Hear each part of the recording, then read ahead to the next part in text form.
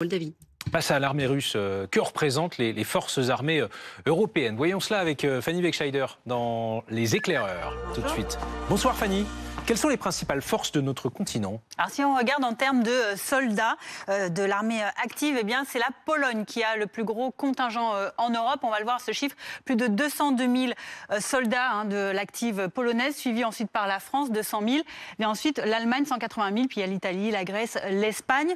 À titre de comparaison, la Russie, elle, a une armée essentiellement constituée, donc essentiellement terrestre. C'est 1,3 million de soldats qui sont déployés essentiellement en Ukraine. En ce qui concerne par exemple les chars, si on regarde les véhicules terrestres, la Grèce dispose de 1344 chars, c'est la plus grosse puissance sur ce point, suivi par l'Allemagne, seulement 300, on voit déjà le différentiel, et de la France, 200.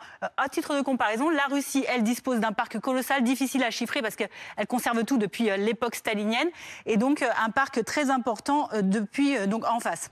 En ce qui concerne maintenant les forces marines, regardez, la France, elle dispose d'un vrai porte-avions, le Charles de Gaulle, évidemment, de 10 sous-marins. Ce sont 6 sous-marins nucléaires d'attaque et 4 sous-marins lanceurs d'engins. L'Italie, elle, et l'Espagne disposent chacune d'un porte-aéronef. Si on voulait comparer, le porte-avions français, c'est un peu la première division, et pour l'Italie et l'Espagne, c'est la D2.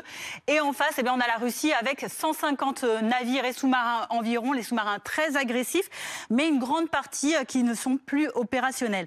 Regardez maintenant les avions de combat. À titre de comparaison, la France dispose d'environ 240 avions de combat. Ce sont des Rafales, des Mirage 2000, sont suivis par la Grèce, 230, l'Allemagne 226, bien ensuite l'Italie, l'Espagne. En face, eh bien, la Russie en dispose d'environ 2000. Et enfin, les budgets, c'est important de voir quel est le pourcentage de PIB consacré par chaque pays à la défense.